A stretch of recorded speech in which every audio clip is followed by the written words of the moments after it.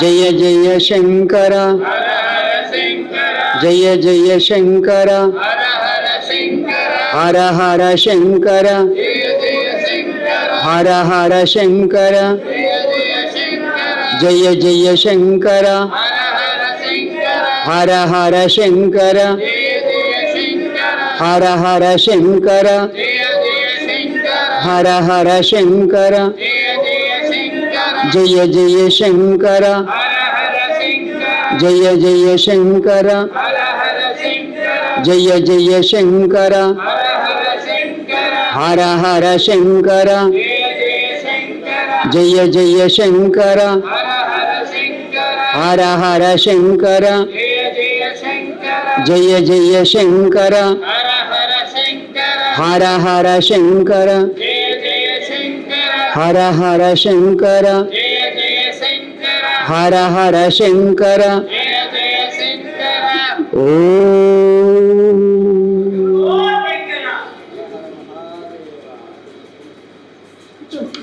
శ్రీ అదితేశ్వరానంద స్వామిజీ వారు ఒక 3 నిమిషాలు సభాసదులను ఉద్దేశించి వారు అనుగ్రహించవలసిందిగా కోరుచూ ఉన్నాము.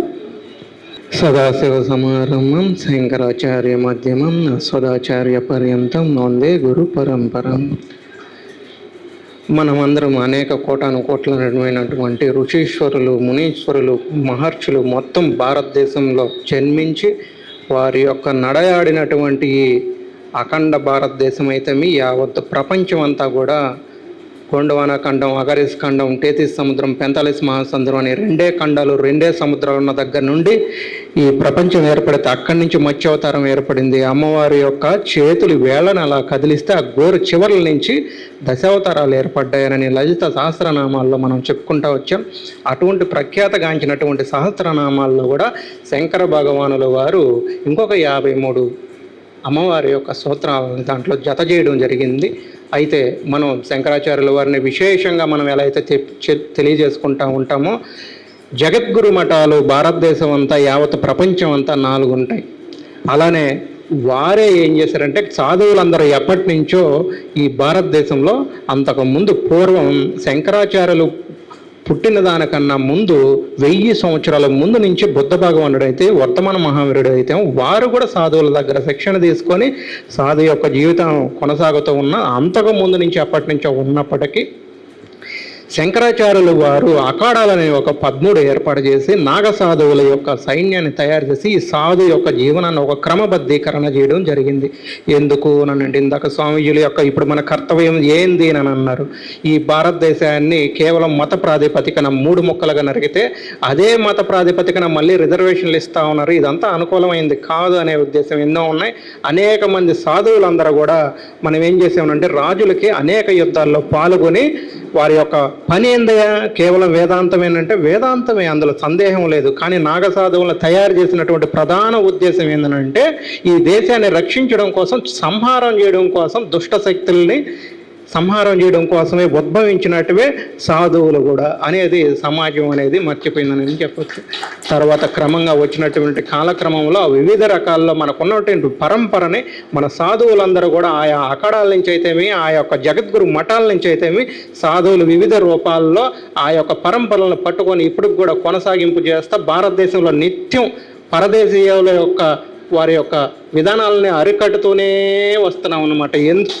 ఎందుకు ఇప్పుడు కూడా మనం అలా ఈ చెప్తా వచ్చినప్పుడు, నేను మొదట్లో వచ్చిన 2018-19లో వచ్చినప్పుడు జగద్గురువులు ఆదిశంకరాచార్యులు వచ్చినారని నన్ను అనడం, ఆ మాటలకు నేను ఇప్పుడు భూమి మీద నడుస్తున్నటువంటి అడుగులేసే పైకి అడుగులేసి నిజంగానే నేను కూడా అలా చెయ్యాల్సిందే అనిపించింది. చెయ్యాలనిపిస్తే ఇబ్బంది లేదు, ఉధృతంగా చేయడం మొదలుపెట్టాం. ఉధృతంగా ఏమేం చేసాం మనం, నేపాల్ నుంచి శ్రీలంక దాకా వివిధ రాష్ట్రాల్లో ప్రోగ్రాం చేసాం, వివిధ దేశాల్లో ప్రోగ్రాం చేసాం, అంతా బాగానే ఉంది. ఇక్కడికి వచ్చినాక మనం టీటీడీలో అక్కడ కూడా ఒక 120-160 మధ్య స్వామీజీలో ఒక 2000 మంది జనాభా, ఆ తర్వాత శ్రీశైలం, ఆ తర్వాత 144 సెక్షన్లో కాకినాడ, పిఠాపురం, అక్కడ ఎదుర్కొన్న ప్రతి జిల్లాలో 5 సార్లు నేను రాష్ట్ర పర్యటన చేస్తూ ఒక 200 మంది నుంచి 700 మధ్య జనాభాతో మీటింగ్లు పెట్టుకుంటూ వచ్చాం. ఇదే విధంగా తెలంగాణలో కూడా చేస్తూ యాదగిరిగుట్ట అయితేమి, కొండగట్టు హనుమాన్ అయితేమి, సంగారెడ్డి అయితేమి, వివిధ ప్రాంతాలు ప్రత్యేకించినటువంటి ఆలయాలన్నింటిలో కూడా ప్రత్యేకించినటువంటి దర్శనాలు ఇవన్నింటినీ ఏర్పాట్లు చేసుకుంటూ ఆ రోజంతా కూడా అక్కడ ఆ ఫీజులన్నింటినీ నిషేధిస్తూ వచ్చాం. గడిచిన కొంతకాలాల్లో ఏం జరుగుతుంది, జనాభా కావాలంటే నాతో పాటు ఎవరెవరు ఉన్నారు, 36 కులాలకు సంబంధించిన సంచార జాతులు, వారికి సంబంధించినటువంటి పనిచేయడం, వారు నేను ఎక్కడికి పిలిస్తే అక్కడ బస్సులు పెట్టుకొని రావడం, నిజంగా అది నాకు అద్భుతంగా అనిపించింది ఆ సమయాల్లో. ఆ తర్వాత జానపద కళాకారులు వాళ్ళు కూడా రండి అంటే వాళ్ళు కూడా జనాభా విపరీతంగా రావడం. ఆ సభలన్నీ ఇప్పుడు మనకు ఒక సభ బాగా జరగాలి అని అంటే జనాభా ఉండాలి కదా, సామాజికులైనా సరే. ఆ కార్యాచరణలో భాగంగా నేను వాళ్ళందరికీ ముందుకు వెళ్తా జరిపాము. ఆ తర్వాత కుల సంఘాలు కదా, వాటిలో ఎట్లా పాల్గొన్నారని కొంతమంది అడిగారు. బీసీ సంఘాలకు సంబంధించినట్టు అట్లా గౌరవ అధ్యక్షులుగా అట్లా ఎట్లా పనిచేస్తారు అని ఒక సమస్య వచ్చింది అనుకోండి, మనందరికీ తెలియదు కదా. ఒక కార్యాచరణ మనం చేస్తే అనేక సమస్యలు వస్తుంటాయి. ఆ వచ్చిన వాటిని ఎదుర్కోవడం కోసమే ఆ మినిస్టర్లు వాళ్ళందరితో సత్సంబంధాలు ఉండాల్సి వస్తుంది ప్రతి చోట. అయితే ఇవన్నీ లౌకికంగా కొన్ని అవసరం అవుతాయి. కొంతమంది భస్మాసురులు దగ్గరనే చేరుంటారు, వారికి వరం ఇచ్చేదాకా వదిలిపెట్టరు, ఇచ్చిన తర్వాత మనం కూడా మన నెత్తిన పెడదాం అంటారు. సరే, ఏది ఏమైనప్పటికీ సమాజంలో స్వామీజీ వారు అద్భుతమైనటువంటి ఈ సంఘంలో మీ అందరూ ఇప్పుడు దాకా విన్నటువంటి చుట్టుపక్కల కొంతమంది జనాభా మీ అందరికీ తెలుసుకోవాల్సిన విషయం, యావత్ ఈ నెల్లూరు ప్రజలే కాకుండా రాష్ట్రం అలానే దేశం అంతా కూడా ప్రపంచవ్యాప్తంగా స్వామీజీ వారికి శిష్యుల బృందాలు అయితే మీ అందరికీ తెలియాల్సింది ఏంటంటే, ఇక్కడ స్వామీజీ వారి షట్చక్రాల నుంచి అందరం మనకి ఎన్ని చక్రాలు ఉన్నాయంటాం, షట్చక్రాలు ఉన్నాము.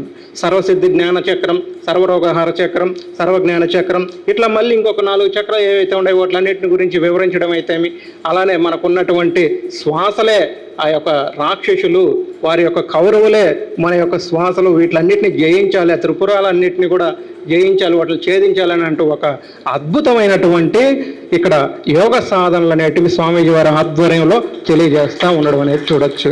అలానే ఇక్కడ కేవలం యోగ మార్గం ద్వారానే మనకు తెలియజేయబడుతుందంటే కాదు, పూజలు అనేటివి కావాలి కదా, క్రతువులు, ప్రతి ఒక్కరిని అందులో భాగస్వామ్యం చేస్తా పూజలు మనం నిత్యం నిర్వహించేటటువంటి పూజలు అద్భుతంగా జరిపిస్తాం. అలానే పూజలతోనే అయిపోతుంది అంటే కాదు, 1000 సార్లు పూజలు చేసినటువంటి ఫలితం ఒక యజ్ఞం చేస్తే వస్తుందని అంటాం.